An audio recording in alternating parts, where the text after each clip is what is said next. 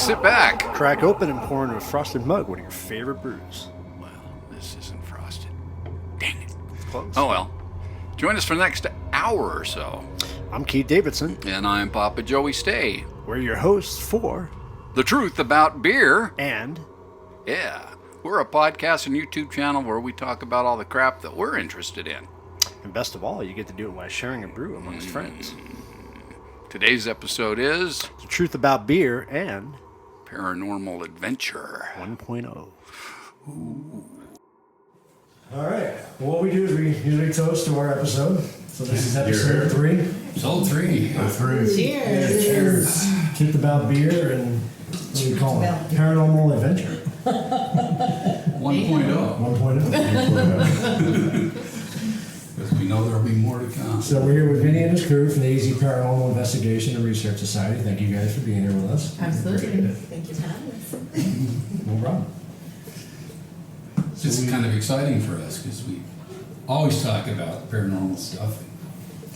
And in fact, in our first 2 podcasts, I think we talked about it. Yeah, we're going to be doing a paranormal one soon. That was good. And we talk about it a lot. Yeah.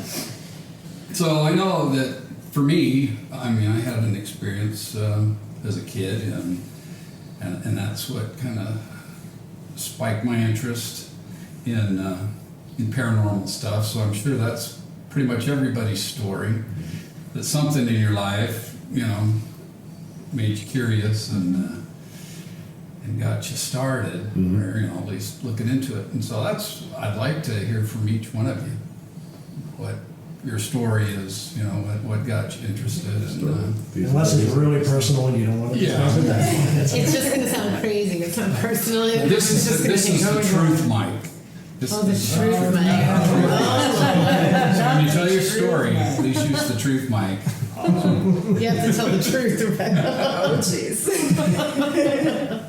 So, am I first? You have to use that. Sure. Okay. State your name. Okay, I've always been interested in the paranormal. Even at a young age, my family is kind of sensitive, I guess you could say. And so it was hard to tell the difference between regular, everyday things and paranormal things.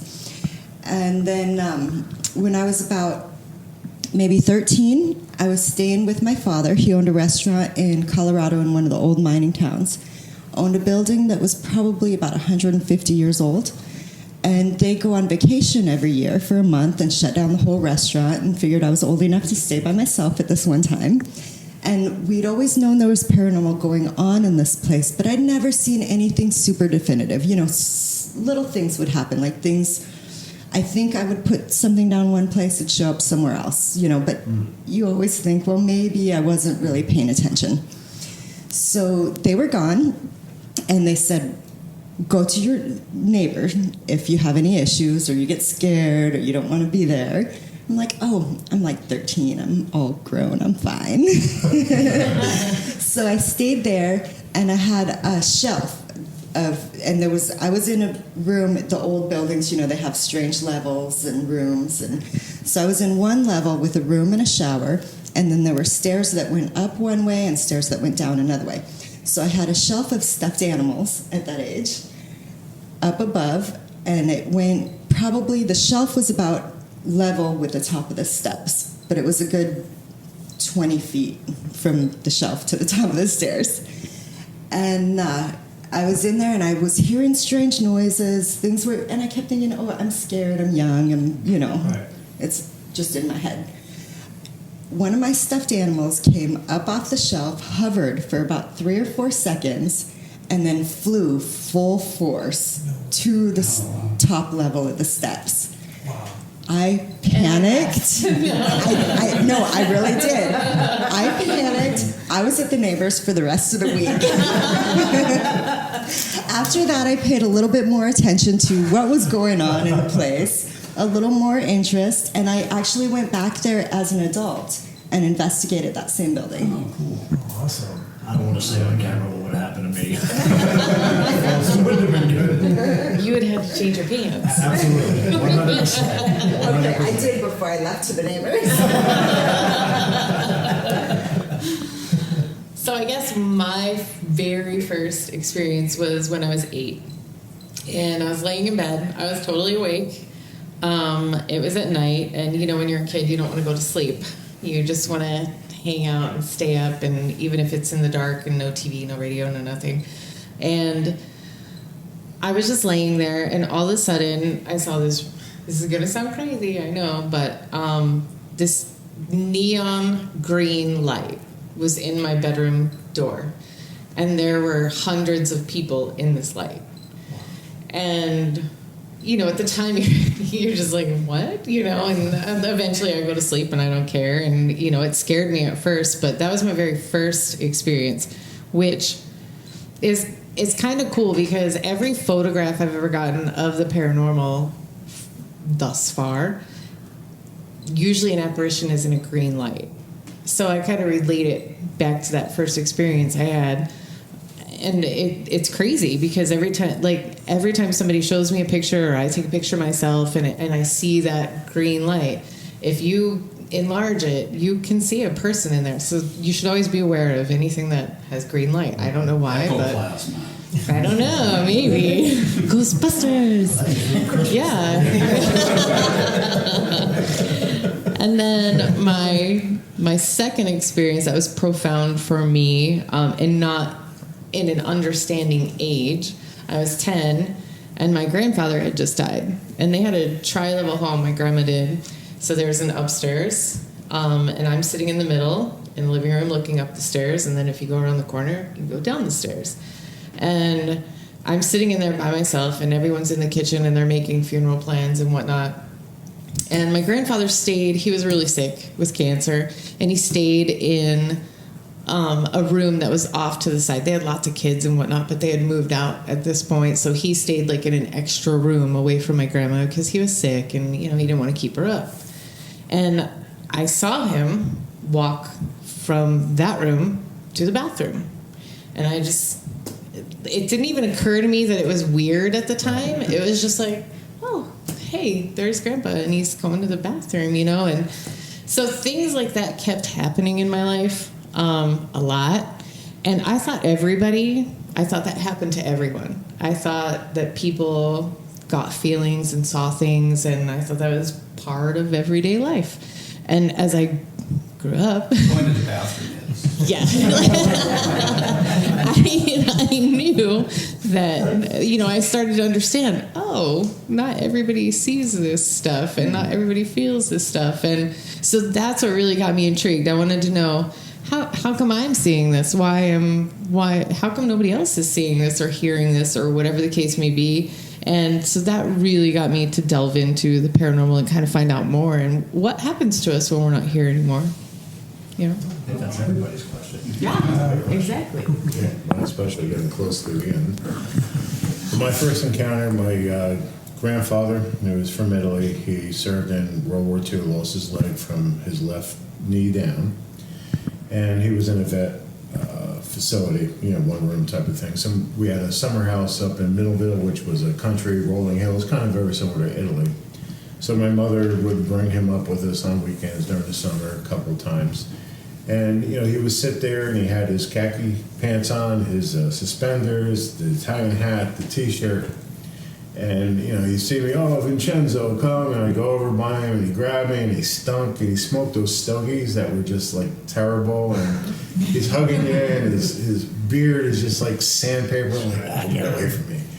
Well, anyhow, he passed away. I was about 5 years old. And a year or two later, I'm up in this place and it's a fieldstone house. So there's a lot of energy associated with fieldstone and other stones. And I'm on the back porch and I smell this smell. And I'm like, yeah, I know this smell. And I turned around and there he was. He didn't have his leg. He didn't have his other foot. You can sense it in his body, but it was up from here up was definitely him. Right. And I ran in the house and grabbed my mother, dragged her out there. I'm like, Grandpa's out in the patio. And she's like, yeah, okay. And we got out there. Obviously, it wasn't. But that was my first and true encounter. Nice. So you were hooked from that point on. That got me started, yes. I don't have a big long story. Come on, got time. As far back as I can remember, I've seen people that nobody else has seen. They do not look like shadows. They are not transparent. They look like you. Yeah. Right. They're solid. No one else saw them. Those are my stories. You have a story, Jane? That's all she wrote. I don't have a story. I just always found it interesting. I just remember one day I was on my tablet going through Hulu and Ghost Hunters comes online, and I'm like, okay, this is interesting, and started watching that, and that's what kind of got me interested in the paranormal and all that. But no personal experiences other than our investigation until we went to Glow. So I don't know if I can talk about that yet, or what you guys want. We'll get into that. Absolutely. No, but that's, yeah. So, going back to your point, it's always been a fascination of mine. I've known people who have seen things and experienced things. I never have really, and I always question that. Why do some people see it and others don't? Where is that I dividing think- line? Or who? Honestly, my personal opinion is that like at a certain age, you were either taught it, or you were scared by something and you don't remember, and you kind of just shut it off. And if you shut it off and you're not open to it anymore, I think you can reopen yourself. I think all of you can experience the same things that Pam and I experienced. I think you just have to be accepting. There, obviously, something happens to us when we die. I mean, we're energy. Energy doesn't dissipate; it stays. Right. So there has to be something. And I know a lot of people, they're really skeptical and they don't believe this, and they need to come and investigate with us because, like you guys, I'm a skeptic. Vinny's a skeptic. I'm Pam's a big skeptic. Pam's a huge freaking skeptic. Rebecca's a skeptic. We're all skeptical. That's why we do this. Right. We want to know more. And I flat out asked people,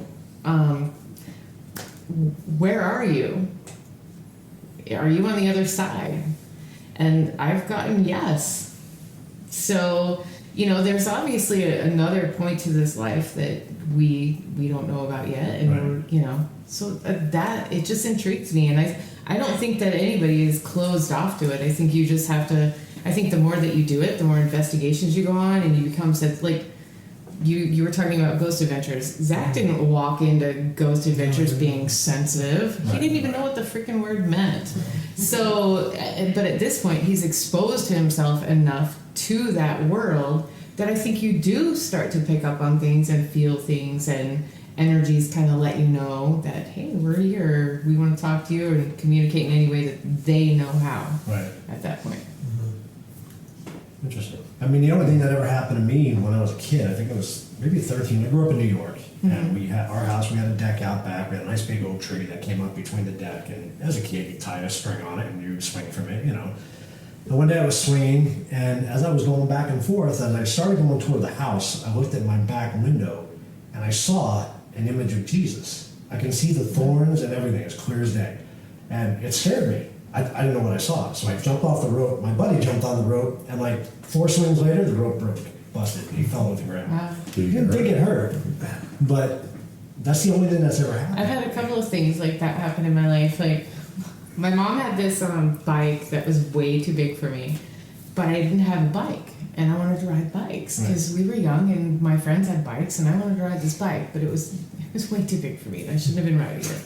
And so I come to where I lived in New Jersey, and we come to the end of our street, and I mean to turn left, and there's cars coming this way, and there's a car coming, and I am going straight for it. And I have no control over this bike. And literally something turns my bike. Wow. I did not turn my bike. Right. The second experience I had like that, which is way more impressive than the bike story, my youngest daughter, was 18 months old. And we were having my older daughter's birthday party. So I had a bunch of kids, a bunch of family in my backyard, and all the kids were on the swing set. And we had that dual-sided swing set, where 2 kids can sit on one side, 2 kids sit on the other side, and they swing back and forth. And I'm bringing out the cake, and putting it on the little picnic table and whatnot. And I glance over and I see my daughter, my youngest daughter, walks right in front of that. And she is about to get a massive head injury. Right. Like, it's without, like, she would probably be dead. I see her chest compress and she gets thrown to the ground. I see it with my own eyes. I swear on everything I have, that is what I saw. So things to me, like that to me, there has to be something better and people watching out for you. And like, who would have done, like, I thought her life was over in that moment. Like, had she gotten, because those kids were going at it, you know, I mean, they were having a good time. They weren't watching her. Right. And there was nothing I could do in that moment because I couldn't reach her. Yeah. And just to see her just, like, literally, like, her chest just concaved and she fell back. I mean, those things, those aren't coincidences. Like, those are things that somebody else is watching out for us. Does she remember that at all? Has no clue. I tell her that story all the time though. I'm like, holy crap, I can't believe you lived through that. My experience with something like that was probably 7th grade, perhaps, because that would be about the time I started hanging out with this friend of mine. And he lived on a corner house that was on, there was a busy street on one side and then just a residential, Right. you know, on the, going down the other side. And for some reason, we always just used to like to sit on the sidewalk, and it's probably because that was the biggest part of the sidewalk, was right there on that corner, you know. So we'd just sit there and we'd talk all the time. And we were in the middle of something, I don't remember what we were talking about, of course, but without saying a word to each other, we both stood up and moved back off of the sidewalk just as the 18-wheeler Oh, wow. cut that corner really close, you know, went right over where we were sitting. And we didn't see it coming, but Something did. yeah, something did. Yeah, and so, And it left an impression on you. And yeah, that's, so you know, it's like, you okay, need well, to question that. yeah, we just, both of us, I mean, just without communicating, just knew. we both got And up that's and we moved kind back. of So, what we get. Like, there's some things that you just know, and like, I don't mean to come off as cocky to some people sometimes. They're like, no, we shouldn't do that. No, like, absolutely not. We shouldn't do that. Or whatever. Like, it's just a knowing, and I don't know how to explain it, and I don't mean to come off to people as arrogant or rude or whatever, but some things you just get a feeling about, and you should take yourself up on those feelings and definitely not pursue them, you know, if that's what it's telling you. They call it gut instinct, right? Yeah, absolutely. You gotta pay attention to the little things. Yeah. Sometimes Definitely. it's not even a feeling. It's a voice telling you, don't do this. And it's not my voice. Right. I don't know where this voice comes from, but it's in my head. Huh. Is nobody familiar? Like Yep. mother's voice. And I can't even tell you if it's male or female. It's not even a But they tell me voice, things. like a hearing, like it's a. No, it's a voice in Not my to me. head. It's like an inner thing for me. It's like an inner. It's a thought that comes It's out? an inner knowing. It's not even a thought. It's black and white for me. I know that I can't do that because whatever's telling me not to do that, it's not even like an audible kind of thing. It's just a knowing. Yeah, I for think me. that's what makes all of us work well together is we have the technical aspect and then we have the other aspect what a lot of people don't put any soul into, but you gotta take it because it's real. Mm-hmm. It's definitely real. You gotta tell your frog story because I love that story. Your frog story. well, I've always collected, I can't say always, but probably the last 20 years anyway of my life. I got interested in just collecting frogs. Frogs all over the house. It's all kinds of frogs. So You collect children, so tell me. I'm making real children. I'm taking these children. I don't collect in children. That's really bad. We got that out there. He's on his 6'1", guys.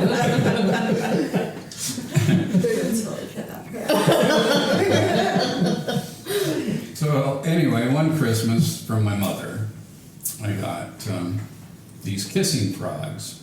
And so these are They're just two frogs that they're not about half size of the bear. Well, that's good because it would be obnoxious So, if they were there's any two, larger. so together they're the same size as the bear. And you pull them apart, they have a string in between, you pull them apart, and then as they go back together, they make a big smooching sound just Aww. until they Look at meet that up. like frog. Okay, yeah, so, Sounds like Michael. after a while though, my frog collection got a little out of hand, so we had to start boxing up some of the frogs and, putting them away. And my mom passed away about 6 years ago now, and it was maybe a month after she passed, and I completely forgot about these frogs because they've been gone for a while. Yeah. All of a sudden, in our bedroom, once in a while, we'd hear this big smooching sound. And it's always when the wife and I were together, and so I go, well, is that an alert tone on your phone or something that you have downloaded? She goes, no, it's not. And so we look around, try to figure out what it's from, and it just happened a few times. And it started to happen more when we'd lay down and go to sleep, so we'd hear these frogs. And so I said, at least it's got to be your damn phone. You did something. And she goes, no. Well, this one particular night, she goes, no, actually my phone's downstairs. I forgot to bring it up. It says charging. I go, oh, well then it must be my phone, So I said, okay, well, I'm going to take my phone downstairs too, because we got to get some sleep. These frogs are keeping us up. For all we know, it's frogs. It was just a smooching sound. So It's crazy. I take my phone downstairs and I come back up and she goes, I still heard it. Oh, come on. So we got looking around and I finally saw these two frogs behind my nightstand. They're on the ground. Two frogs that you boxed up?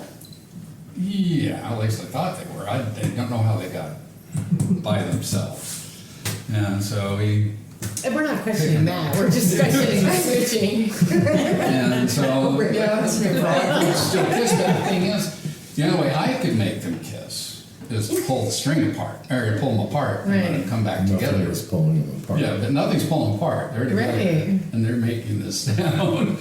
And so, of course, we're a little Saying freaked out. hi. Yeah, With a smooch. so my wife says, well, okay, Mom. We really appreciate that you're here with us, but we got to get some sleep. And she boxed up the frogs again, and I've just recently found them again because we moved into a new house and boxed things. And here's the frogs, but I can't even get them from work anymore. So.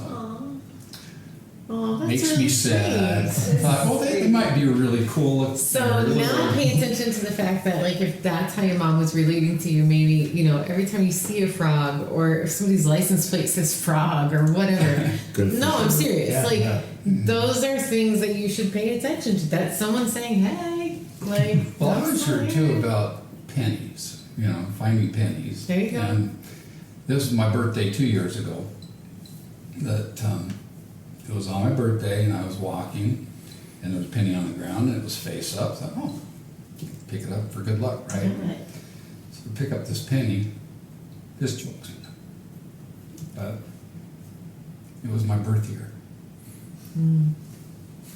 Which, Those are the in things. 1958 isn't bad. Those are the things. So anyway, I still have that penny. It's in my pocket. Sweet. Keep the penny. Yeah. And I think that's a lot of the things that people miss in life. You have to pay attention to those things. I mean, if your grandma loved monarch butterflies and every day you're seeing a monarch butterfly, maybe grandma's saying hi. Those things, they may sound fruity to some people, but you have to pay attention to the little things. I definitely agree with that. Do you think it's a personality type though that are more sensitive to things like that? No, No, you don't. No. So everybody's capable. I think so. Absolutely. We use I think minimal that amount of our everybody is brains. born with that Who can capability. bend spoons and whatnot. Right. So some people have their abilities turned on, others don't. There's been situations where someone's in an accident, has a head trauma, all of a sudden they're now sensing things coming to them, and they're like, oh, what the heck is this all about? But something got turned on. So no, it's not got nothing to do with traits or heredity to an extent. A lot of You have to sensing- reset your brain. Yeah, you to do. accept it. You will have to learn your ability, and a lot of people can enhance it.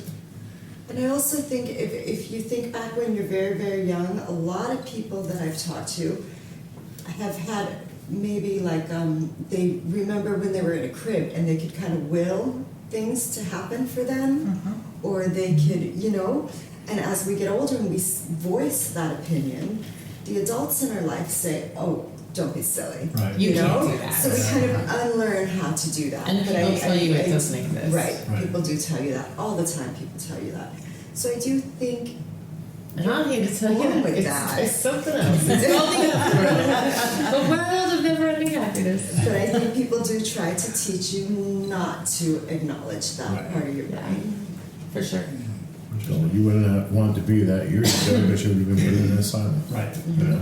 Yes. Yeah, people just think you're whacked. Oh, yeah. And there's people who are gonna think we're whacked, and I really don't give a crap anymore because, like, I know what's true. And now there's So. 5 or 6 TV shows on about it. Exactly. Yeah, think about it. Yeah. Just made it even more crazy though. Yeah. And more expensive. Yes. And what you guys do is genuine. It's a genuine passion for you. You give back to the community. Like when we did the Gila County We Jail, try you to. guys give back to them for preservation, correct? Yes. And that's incredible. That's awesome. We raised $13,000 for Orpheum Orpheum Theater. Theater, we helped them with their ghost tours in October. And they were doing it on their own, but they asked us to assist and do different things to have people have experiences with equipment and get to talk to us and play with things. So it enhanced what they were doing, but it was nice to be able to contribute to them to help raise it. It's a wonderful place. If you haven't been there, It's beautiful. they do have tours. I think it's either Tuesdays or Thursdays, every other. But anybody that's out there, you want to see some great place and learn some history, go down there and take And a there's tour. a really nice man there. And I got a picture on the stage. I always take 2 pictures in a row, so you can compare one to the other seconds later. And there's like these 4 dudes sitting on the stage, and Pam and I were like, oh my god, there's 4 guys sitting In there. like 1920s dress. Yeah, No way. yeah, Like, and it was super it cool. looks like the workers who would have built the theater. Right. Wow. And we were sitting there in the theater by ourselves because we're waiting for our group to come down, so it's just her and I. And, we both experienced the same thing. I'm like, what? Like I said at first, I was like, the light went out, the fire light. You know when there's an exit sign and there's 2 floodlights? Yep. So the light went out, and that should not go out. That's not part of our thing or whatever. Right. And I'm like, did you just see that? And then a few minutes later, I'm like, oh, there's a man here. And I'm like, he's a really nice man. And she's like, I don't feel a thing. And I'm like, no, really, he's like so nice. And All of a sudden you came all of a behind sudden me she and got it. hugged me. Yeah, it was like the most nicest person in the world was giving us a hug. And so we went back night after night, and we're like, "Is a nice man here?" And he actually answers us on an EVP saying that. And wasn't he the owner, or what was he? Yeah, the owner of the Orpheum. Is what we eventually found out, and we have that through evidence. That's not just Right. us saying that. That's through him saying it. But it was like the most warmest, fuzzy. It's the nicest person I've ever felt in my life. I was like, this guy is so cool. We just kept asking for the nice man to come I back. could call him Mr. Nice Man. And it's funny, and then I had to sit down there. She wouldn't go with me on Halloween. I had to sit down there by myself, and I'm like, please, Mr. Nice Man, please come and be with me in this moment, because I'm by myself in this huge ass theater. That sounds like the beginning of a song right there. Let's write that, Judy. I should get Julia to write that one. Yeah, it'll be before we get this weekend. Make a rap about it. Tomorrow night, 9 o'clock. Well, before we start talking about some of your equipment stuff, I'm I know you've done probably quite a few investigations over the years. Yeah. So I want to hear some of the more interesting kind of pieces of evidence that you've. You want to hear the scary shit? Yeah, that's interesting. I was going to follow up the question when you said it was the nicest man you ever met. You know, Yeah. I'm sure it goes the opposite way too. I'm sure you feel, yes. and I know Jay experienced it. And Yes. Lindsay experienced it, who's not here with us tonight. But yeah, so yeah, definitely. Good or bad. Good and bad. Yeah. I know she's got one. I got one. Of good or bad? Bad. You know, whatever you want. Well, I really, to be totally honest, I haven't had horrible, people think when you come in contact, you're going to be scared. And it doesn't always happen that way. Whether the people are good or bad, it's not always scary. It's really not. One of the experiences I had that probably did scare me the most was I went to Chloride, Arizona. And it's kind of an old, weird, little tiny town. And they have old, weird little things in there. They have an abandoned jail. And I went with a group, and we were investigating the town. And we were supposed to do like 30-minute segments in each location by ourselves. I went to the jail, and it's a 2-cell jail, completely abandoned. A couple of the people that were hanged there are buried right outside the jail. I don't know who I was speaking with. I don't know what happened. I had a ton of all the equipment, everything I would ask, the equipment would respond, everything. I ended up being in there for the entire 4-hour investigation by myself without realizing the time that had passed. Finally, the guys came and they're like, ready to move along? I'm like, what are you talking about? I'm like, I'm not dead yet. 20 minutes. And so I had a very long, extensive conversation with someone in one of the jail cells. And that night we all went home like normal. You didn't sage yourself. I did not say, and always, especially jails and things like that, I'm not there to judge people. I'm not there to pass, I'm not the judge and jury. I'm there to learn. That's it. So usually I do say, you're free to leave. Your time is up, you're done, but you can't leave with me. Tonight I was so engrossed in what was going on, I didn't say any of that. I was so in shock that my time was up that I left and I went home. Then a couple nights after that, a couple days, nights, whatever you want to call it, very odd things happen in my place. And my home is very quiet. I've never experienced anything personally in my own home. And for the next week or so, I did. And again, I kept putting it off as maybe I misplaced it. Maybe it's rats in the walls. Maybe it's, maybe the animals are just acting weird because they're not feeling well or it's hot out or whatever. So I kept putting it off as something else. And finally one night I'm sleeping in my bed about 2 weeks later, and I hear a voice and my son and I are the only people that live in my place. And I hear a voice say, hey. And I kind of get up and I'm like, okay, it's the middle of the night. I'm dreaming something in my dream and I'm sitting up now. So I lay back down. Within minutes of laying back down, hey. So I'm like, oh geez. So I go check on my son. I'm thinking maybe I'm asleep, and I'm thinking, my son is calling me, and I'm sleeping-ish, so I'm not hearing him properly. So I go, look, the kid's asleep. Dead, passed out asleep. So I go back, and I'm like, we're good. Go back, lay down again within minutes. Hey! I took my pillow and my blanket, and I went and slept on the couch. And I slept on the couch for the next 3 nights in a row. And I talked to him. I said, I'm sorry I brought you with me. You probably want to move on.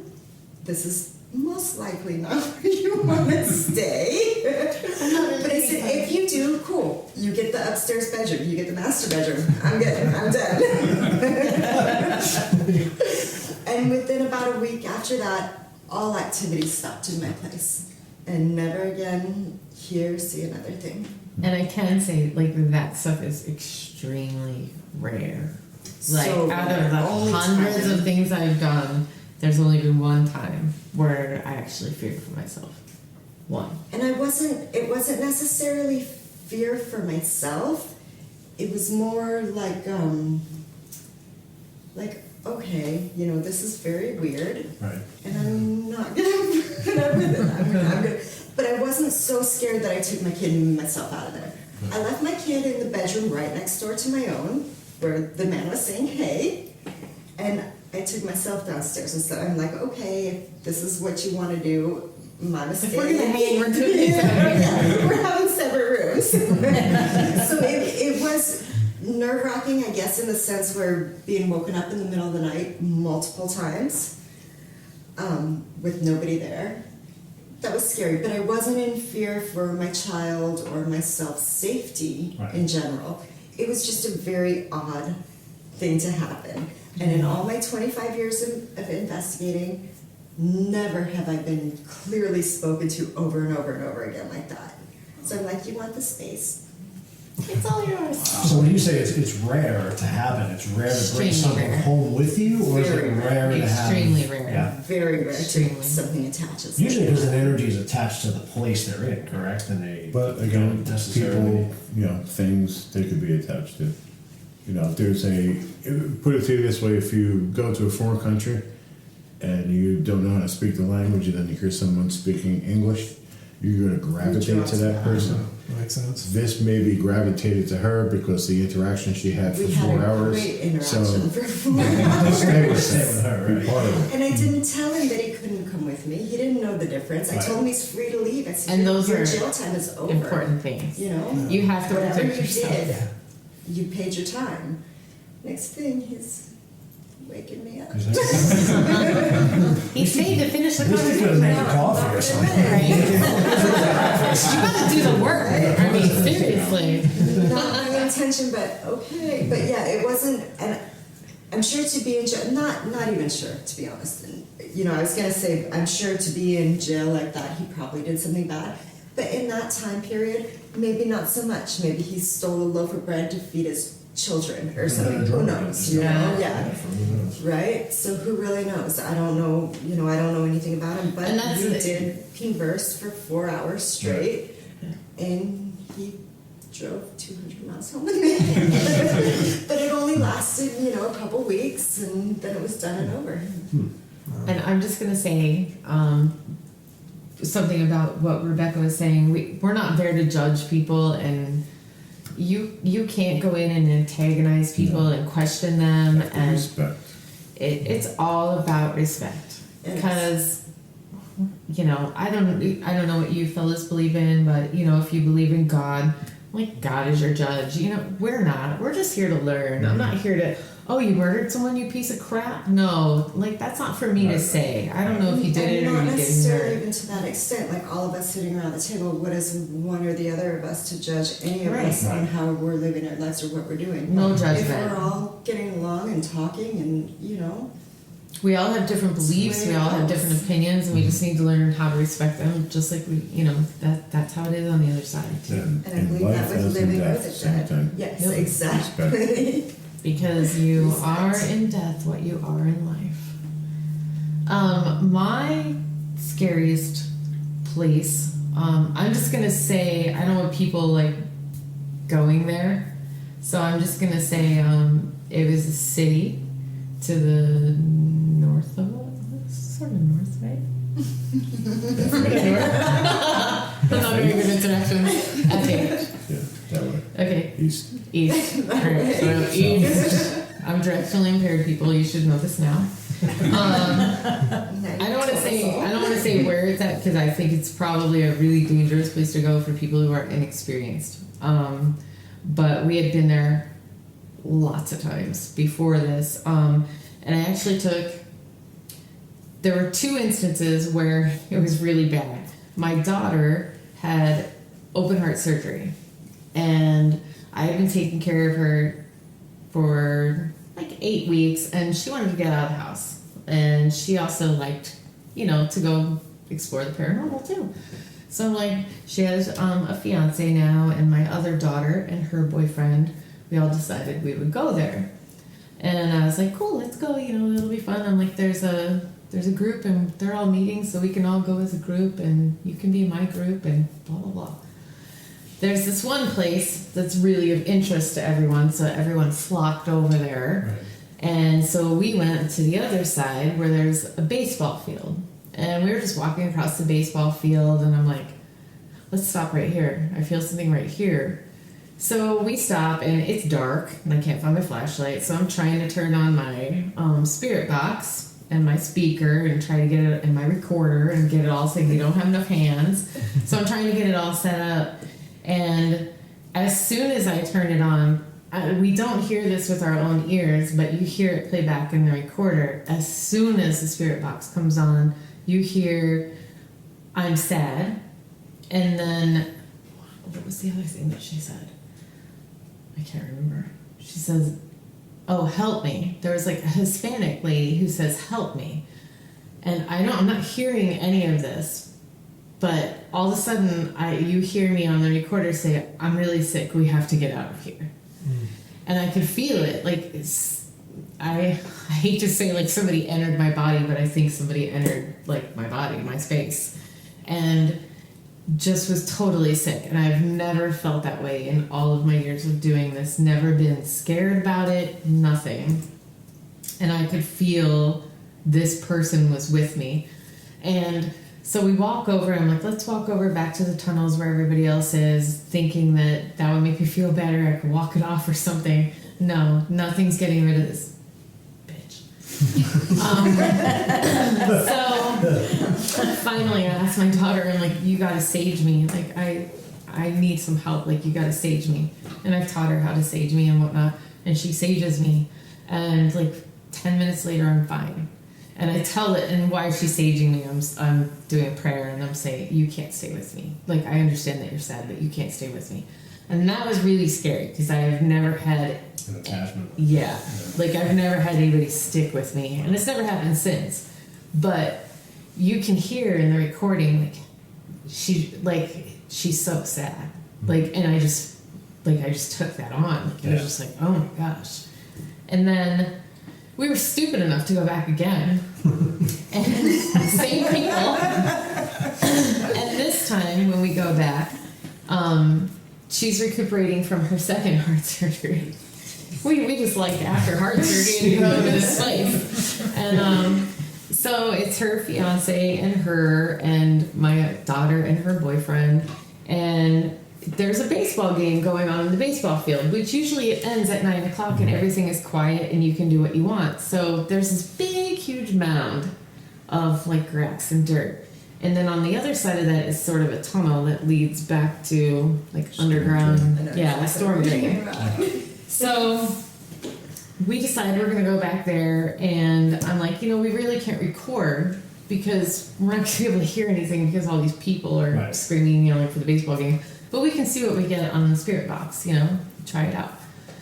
So previous times when we've been at this location, there are tons of javelina. So my daughter, the one who had the heart surgery, she is scanning the area with her cell phone and just making sure that we're okay and there's no javelina sneaking up on us. And Javelina are scarier than ghosts. they really are. They're very aggressive. So are mountain lions, right? Yeah. And let me tell you, my daughter is the hugest skeptic in the world. She doesn't believe in any of this.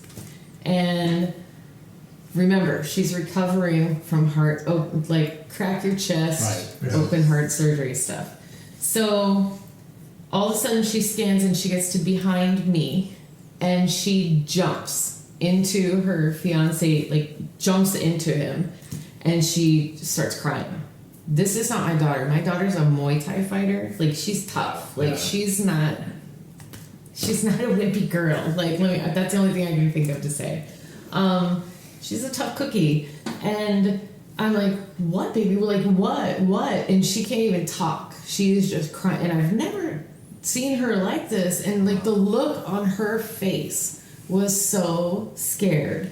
And I'm like, what did you see? What is happening? And she's like, I don't know. And she can barely talk. And she's like, I saw something like really, really huge, like bigger than a lion, climb up the hill. And it was all white. And I'm like, okay. And I'm like, is it gone now? And she's like, yeah. She's like, it just really scared me. I need to go. And like her voice is shaking and she's so scared. And I'm like, all right, let's go. Let's get out of here, you know? So we leave. Stupid again. I'm going to go back. Because, like, why not? So I go back with some friends. Didn't take the kids. Went back and with another investigator friend of ours. His name is Devin. And him and I are walking along and we're going back to the tunnels. And he's like, you want to hear something crazy? And I'm like, what's that? He's like, you know the one time we were here and I had to come back and get you guys? Because the park closes at 11. Right. They will lock you in if you're not out. So we always have somebody come back and tell us, hey, 15-minute warning. Right. Well, that was Devin that night. And he was coming back to give us that 15-minute warning. And he's like, I saw the craziest shit. He's like, Karen, I saw something bigger than a tiger climb up the hill and go down the other side. And I'm like, Wow. what did you just say? And this was like 3 months later. We hadn't seen each other for a while. And I'm like, what? What are you talking? Like, seriously? This is what you said? And I'm like, and I hadn't told him anything about what my daughter saw. So that place, I don't know what is going on there. Very scary. I don't think I'll go back. And I've actually had, the last time I was there, a guy that I talked to through the spirit box told us not to go back there. I don't know why. I don't know what's happening there, but it's something not good. So, and I don't go to places that are like, if people talk about demonic or Ouija boards or things like that. No, peace out. Particular I'm not place about that. has strange history It does. as well. Symbols, didn't it? That's what John said. I didn't think they were. Okay. Well, that's what I Like was told. graffiti to me. Yeah. They say that there was satanic rituals going on, like in the tunnels that were underground there. Oh, I know. There's been some murders in this particular town and whatnot. Even in that particular area. Right above. Yeah. So I don't want to give too much away, so don't really go there. But You can yeah, tell us off the record. I think we've already checked that off our list. We're not going to go to it. So we won't be going, not with me anyway. But yeah. we're good. I think we're good. No, if you're gonna talk about like demonic things going on, I'm not gonna be the person for you. Like I can't help you with that because it's just not my area of expertise. So I'm out. Peace. No, I think we all feel that way according to certain areas. Yeah. There's, none of us are experts in everything. I went to Gettysburg and I actually had an experience there, and I pieced out. I was like, yeah, no, we gotta go. And we were in this like forest, and where this man he raped and murdered his daughter after she ran away because he did those things to her. And we got some nasty stuff on the EVPs. Like when you go back through, you hear what he's saying to you, and he asks, "Why are you leaving?" And like you just felt darkness, like you felt that evil coming out of there. And I was like, "Nope, I'm done. Like I am out. I know I paid you a lot of money to take me here, but get me out." And that was honestly one of my questions. Not that I want to get into the demonic aspect of it, but Hollywood overplays things, Oh yeah. to the hilt for money, But is there really a dark? I think there's darkness, yes, because I think people can be dark, and I think what you are in life, you are in death. And that was So if you're a darknessy person, On the you're other side, going you to be say a that. darkness. Do I think it's necessarily demonic? Do I believe there's a big devil running around? I don't know. I can't tell you There's that. evil, there's good and evil. Everybody believes something different, and I respect everyone's belief about that. And but there's definitely darkness, and that's when you turn around and walk away, and it's not worth investigating something that's like that. Yeah. And I agree with Karen. Most, I guess you can call it evil, but most darkness would be humans. I also feel and I personally believe, have come in contact, not often, like super not often, But I think there is kind of a demonic aspect to things that are not human, but that's a whole different area that I'm not comfortable with. I don't get myself involved with. But the darkest I've come in contact with is definitely, I think, people. Yeah. Yeah. Well, when you talk about afterlife, there's two different variations. There's a positive experience and a negative experience when people have afterlife situations. There was a study where most people, disengage from the body, warmness, seeing the light. There was a study, they actually questioned prisoners.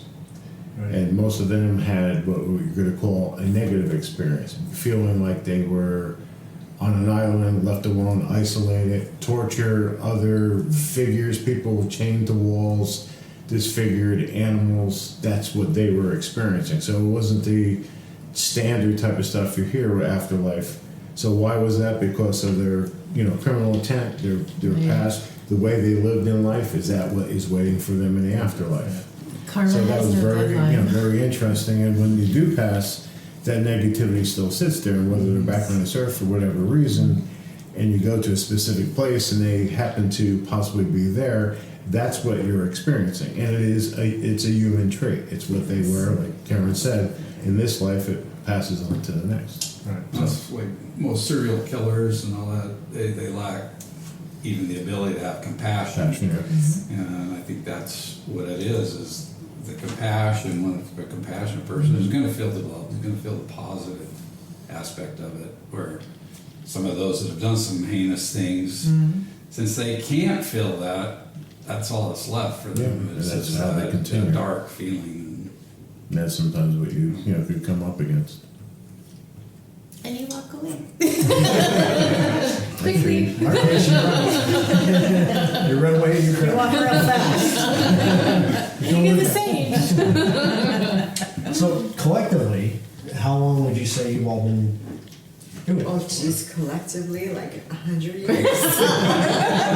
Oh, the thing is, are you talking about legal or illegal? Whatever direction you want to Wait, go. we're not talking about the illegal aspect. We're No, talking about just in general. Well, when I was younger, with teenagers, I lived in Paris, and there was a lot of in New Jersey. There's a lot of buildings that were abandoned. So we had nothing else to do. We had our little turf. We walked around. It was like 5 or 6 of us, and that's probably haunted. Let's go in there. We break in and we move around. And as we got older, we're starting to drive. We go visit people in high school that lived in other towns. First thing we do is we look for the 12, 13-year-olds. Hey, man, what's haunted here? Can you get us in here? Can you show us how to get in? So now we're breaking into other towns, and that's kind of like the illegal, aspect of it. So Now we try to do it legally. and more so, like they went up to a dog track up in Black Canyon City a weekend or Which, two as far as ago. I'm concerned, that sounds totally legal. It says online, open 24 hours. It does say open 24/7. Whatever Vince has to say about it, I read open 24 hours It a is day. private property. Except for the and it can be mountain lion that trespassed. was there and we had to leave. She was the guard. Yeah. That was the bad part. So some of owns us the have place. seen Yeah, that is I would private imagine. property. Other of us have read it's open 24 hours. I read that So it was I open want to 24 say hours. that. No, without giving away my age, though, I've been doing legal investigations for about 25 years. And we won't go into what happened before then. The same thing as Vince. Yeah, pretty much. So you guys have had a lot of experience with them. We have. Very much so. Have you ever been faced with a lot of opposition about going somewhere where they just absolutely will not let you go? Yes. Probably We about have a sweet 50% of where we go. Really? Yeah.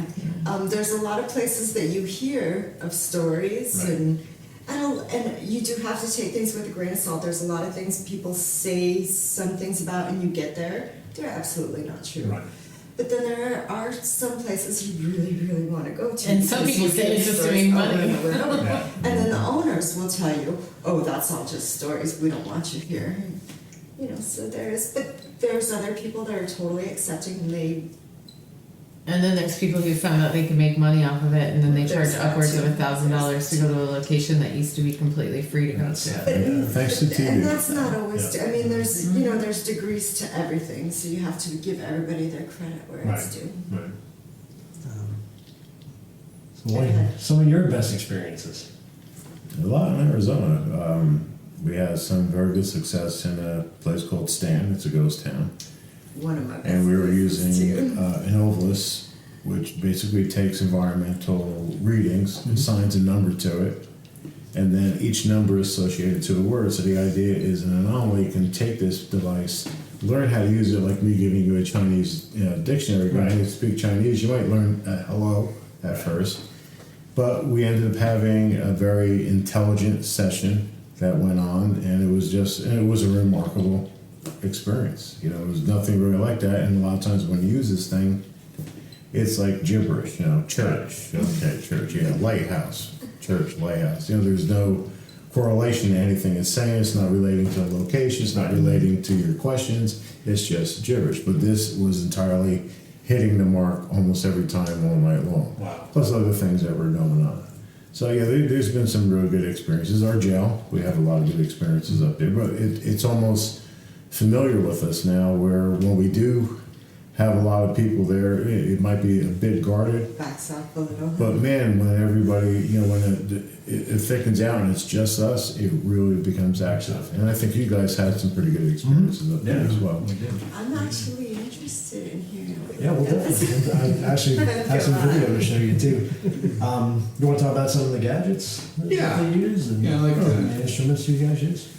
But basically, a lot of things that we use were not really designed for the paranormal. For instance, this is a FLIR device. It does thermal imaging. HVAC guys use that to find leaks and so on and so forth. This unit, which is a K2, it's an EM meter. That again, it was designed for electricians to find microwave leaks, bad wiring, so on and so forth. Other things here, everybody knows what a camcorder is. Everybody has digital recorders. These are not foreign to anybody. But a camcorder like this is modified because we use it a lot of times for nighttime investigations where we're using an IR illuminator. So this illuminates the past. We're actually in total darkness, but this is our eyes. This is the only thing that we're able to see. Then a lot of items are built for the paranormal. This is a millimeter. A gentleman, Gary Galka, his daughter, 17-year-old daughter, Melissa, was killed in an automobile accident. And supposedly that night, or very soon after, there seemed to be some type of energies or things going on in his house, familiar noises in her room. So he ended up designing this unit, which is called a Mel 8704. She was born in 87, died in 2004. He also designed the spirit box, which is that unit up there, which a lot of people are familiar with, to help try to communicate and reach out to her. And it's a very interesting device. It's controversial, which everything is. And Karen is actually very good at running an SB7 session. I think she's one of the best I've ever seen. Thanks, This unit is a REM unit. Stop. And it does And that. it does that because it's oversensitive, so we shut it off. What you would end up finding on most shows is a round unit. This one is from Australia. It's a company that's out of business, but it's very sensitive. As you can see, it stayed locked up. But for us, and the idea is space, this is very small to be able to put it in our cases. So we can have two of these in place of the other REM unit, which is why we use them. This is an ovilus. This is another very controversial device. Everybody thought it was, something not really working the way the designer said. He states that this thing picks up EM, static electric, other environmental readings like pressure, and it takes that and it actually makes a sum, and then that sum is a number, and each number is associated to a word in this device, the dictionary. There's 2,048 words. So the idea is an anomaly, an entity can manipulate the environment to say something. So it might say, "Hey Keith," "Hey Joe," "Hey." It just might do that. This is one of the only pieces on the table that I don't feel comfortable with. But I've seen it do some strange things. Like tonight when we sat down, And it said Pam. Like, what are the You know, out of odds? the 2007, how many words? Yeah. Why would it Why say would it Pam? Why would say it Pam say tonight, right now? Yeah. And we never turn devices on in our house because we just don't want to. No, I don't either. Basically, you know, when you do investigating, when you believe that there's something there and you encourage it, you're going to have more activity. And I We believe don't there's want the nothing going on activity. in my house You know, there. people that we go I totally investigate did it in their my houses, apartment, sorry. Did you you know, know you did? we leave didn't after you? 5-6 Oh, hours, and that's there's that people problem. that are immature that, you know, go and they antagonize and they stir up the bee's nest, and then they go home and go to sleep and What's beeping right now, you guys? The The mouth. Mel. no room unit.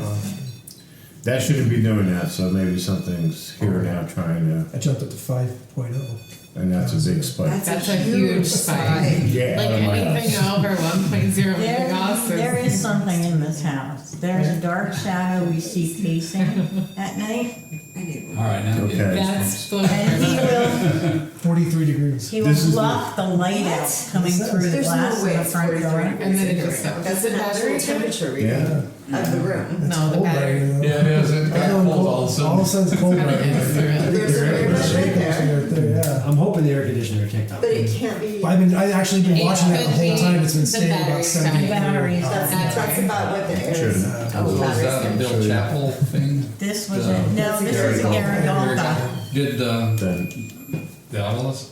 Ovilus is from Digital Dowsing, Bill Chapel. Yeah.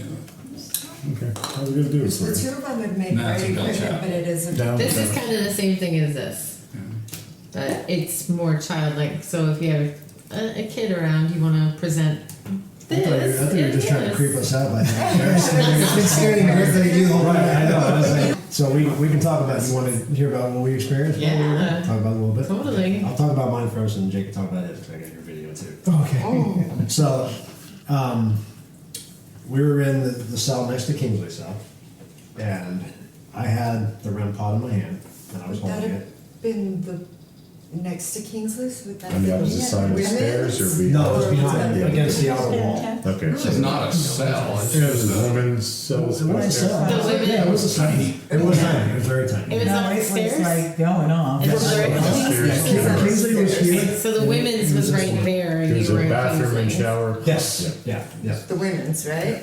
Where the pigeon was, it scared me to death. So I'm standing there holding the REM pod, and it went off a couple of times, and I thought, okay, maybe it's just because I'm holding it. You know, so I tried to grab it at the very end, and I was holding it still.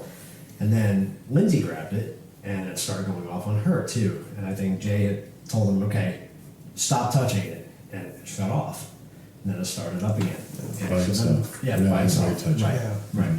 So then I believe I was holding, we'll see in the video, but I believe I was holding it again, and all of a sudden I felt like there was 3 fingers that just hit me right here on the arm, and my arm got really cold. So we had the FLIR, and I was holding the FLIR, and Joey had asked me if I still had the FLIR, so I gave it to Lindsay, and she pointed it towards my arm, and from here to here was all blue. This was red, and this was red That's all the way crazy. up. That's pretty. Significant. Yeah, that's Yeah. not a normal thing. No, no. So this is just so you can see. Yeah, what I we definitely experienced. want to. We're gonna hold it lower. Just felt something on my arm, but not even kidding. On your arm? Not even kidding. You got goosebumps? On this arm. On this arm? Oh my god. I literally just felt something. Now I feel cold. You just felt the fire? I feel something cold. Yeah, I do. There's something cold right by my arm. You see anything? Your arm was actually kind of cold. I'm not even joking. Let me get down. Can you touch the stick again? I don't know if it's a breeze coming from somewhere, but There's no breeze. I'm just standing right felt next to you. cold. Okay, your arm's warm. It's not cold anymore. Are you here with us still? Actually, put your arm down. Your arm is fully blue. Put your arm out. Your arm is fully blue. Are you touching me right now? Oh, that's amazing. Mm-hmm. I bet his whole forearm is cold. What's this? Snap.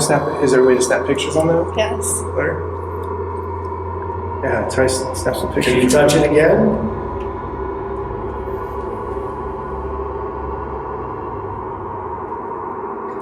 If you're here, touch. There you go. There you are. What does that mean? Did I get some air? Probably. Watch. Don't use that arm. Oh, yeah. Can you touch it again?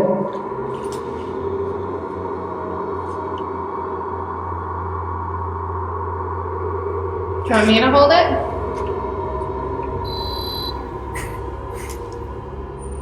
Is it because we're holding it? Oh. I don't think so. If you're happy, all right. Here, let me set it down. So I don't Is that know. this machine right here? Yeah. That's the one that we had. So that wasn't a REM where you would hold a REM pad and it goes off. So I don't. Well, when I touch mine. I don't know if it was because we were This one holding it and doesn't so interacting much. with it. Is that why it was going off? I don't know, but the fact that that happened was very, very odd. And that's Yeah. what you do too. You take And there are one no piece and one coincidences. piece and one piece and you add them together and that's something one thing happens and you're like, okay, maybe that could be this, it could be that, it could be me touching it, it could be, but then that with the cold and your feeling of the cold, then you add those together and does that equal the same as the other or does that equal something else? Right. The combined effort of all is impelling. And that's how I was holding it. Exactly the way you're holding Yeah, it. you can see it in the video. That's a great video, I So like that when one. it's going off, there's some reason why it is. And then the other experience was when I'm going there. You doing it? It's the sacred room. Watch your step. There's a ledge. There's a ledge, yeah. Bring the chair. Will you serenade us?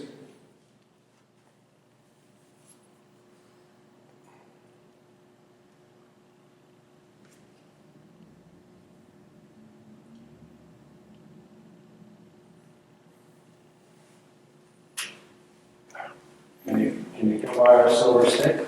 Oh, I get it. What? Oh, I get it. Does it feel weird? Yeah, Oh, well, I'm good. Somebody else can do it. I'll go in there. Here, let me hold the camera up for you. What does it feel like? I don't know. Take the, do an EVP Watch live. a second. Oh my gosh, you're not kidding. It feels different in here. For real. Yeah. It's not like I've a, already had goosebumps now. I don't know. That's weird. I felt fine until I walked into this room. Is somebody in here with us? Somebody in here with me, make a sound.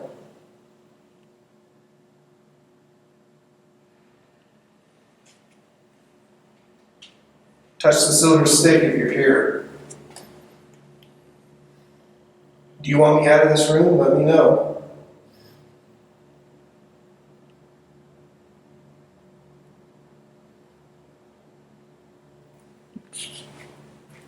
Am I invading your personal space? I'm not going to leave until you tell me to leave. Play the guitar, touch the stick. Should we put the REM pod Oh, battery's going. on that? Mm-hmm. Really? Turned mine off earlier. Now it's going away, I'm not feeling. What's that? I'm not feeling uneasy anymore. It's actually feeling pretty calm in here now. That was weird though. I could feel a little bit of negative for a second, and maybe that's what it is. It came out and went past me because I only felt it for a minute. Yeah, because like literally all the hairs on my arm Stood up. were standing on the back of my neck. Are you still with us? You didn't touch the stick on the way out. Can you come by the stick like this? Did you not like me in there? Did I make you angry when I was in there? I think you need to come back in here and see what happens. Because I Not don't. by myself. No, but I don't feel anything in there anymore. Let's bring the REM See pod. if it. Go with me, go with me. Because you felt it. Oh, he's going in there. Shit, I want to kill Keith. Okay, he's in there. How do you feel, bud? Okay. Just the anticipation. Oh, I want to go in there. Are Okay. you right here with me? If you are, touch my silver stick. The one on the chair. Okay. Whoops. I'm used to with me. Okay. Can I play your guitar? Where's the power out on this, Jay? It's Yeah, you just batteries flashing. And just close it. Oh. I will say the cell right across from there. I always take pictures always, and I always use my flash. And so I took one picture and there was nothing, and I took the second picture and I saw someone walking. Like I saw just their legs walking with my own eyes, and I was like, God, I hope I got that. And I did. Like, but it's just like when it comes across in film, or on your camera, it's just like this little white blob, and I'm like, that's somebody's leg. Like I saw that. I totally saw that. But yeah, right across from that cell, that's where it was. Yeah, that's a cell that we couldn't get into. It was, Oh yeah. it's only open about that far. So imagine like 4 men in there, Yeah. like crazy. Imagine 20-something. And you got Chinese food every day. Every day. All right, so let's ask the question: would you guys sleep in there? Do an overnight with us? Yes, I would. No, you're going to. If I was with I would never do it by myself. There's no way. No, I If I was with wouldn't. other people, I would consider it. Yeah. Consider it? Yeah. Have a good time. How about one person Yeah. upstairs and one person downstairs, 2 people in the place? Would you do it? No. Couldn't pay me to do that. We pay. Well, there's one of the, when Jay was in the cell, he asked, do you want me to leave? And there was a lot of other noise going on, but I kind of sounds picked like that out, that I heard it get out. I think a On our- lot of them do. You hear like on all the ghost shows and whatever, or scary stories. Get out. I think you hear that a lot because they feel like that's their space. And And it what are is. you doing here? So it is kind of. Well, I think a lot of them also play tricks on you, like when you hear demon, and people are like, "Oh my God, it's a demon!" Yeah, that's not always No, true. because like spirits know that you're gonna be like all freaked out if it says demon. Like, I mean, so you have to take everything with a grain of salt and just, know the intention behind it. And maybe I don't know. Maybe it's easier for people like us who know. Graveyard one night, and we were investigating in front of a pastor's grave, and we kept hearing the word demon, and the rest of the group kept freaking out. They're like, "Oh my God, there's a demon here! There's a demon here!"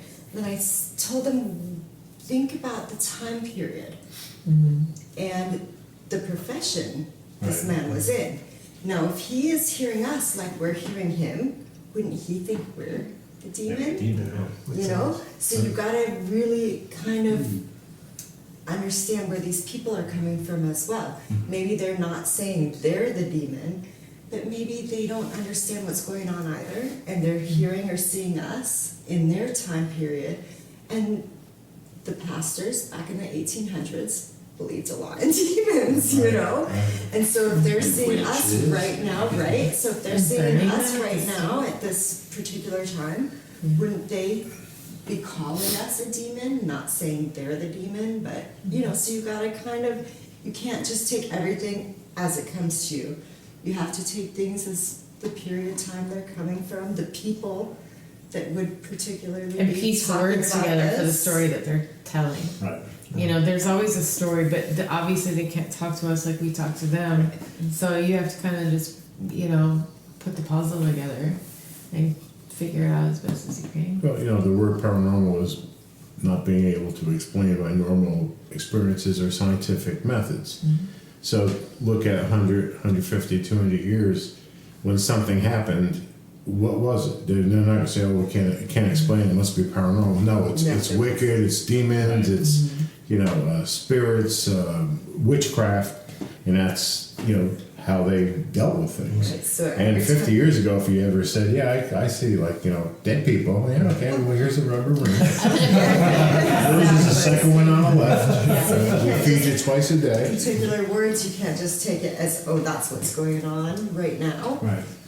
Maybe that's how they felt back Right, then. exactly. So a lot of ghost shows, as stupid as they may be, it actually opened the doors for a lot of people to experience things and get interested in something other than the beliefs and thoughts of what happened in the past, and actually investigate it and know what happens after this life. Where do we go?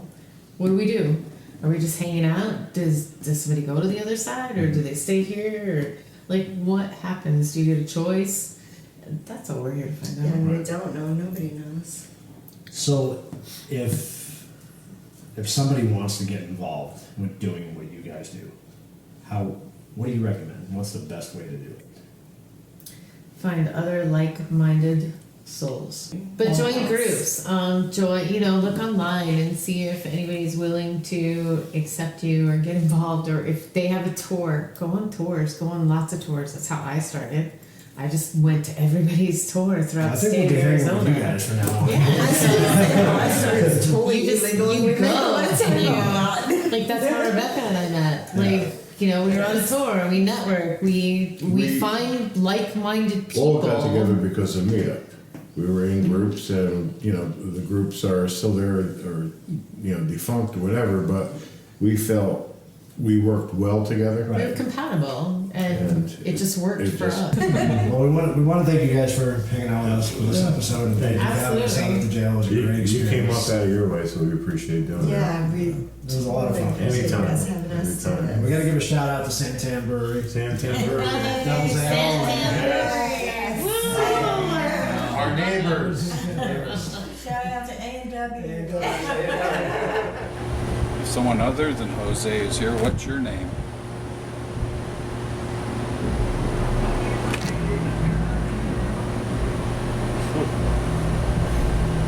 Tupac.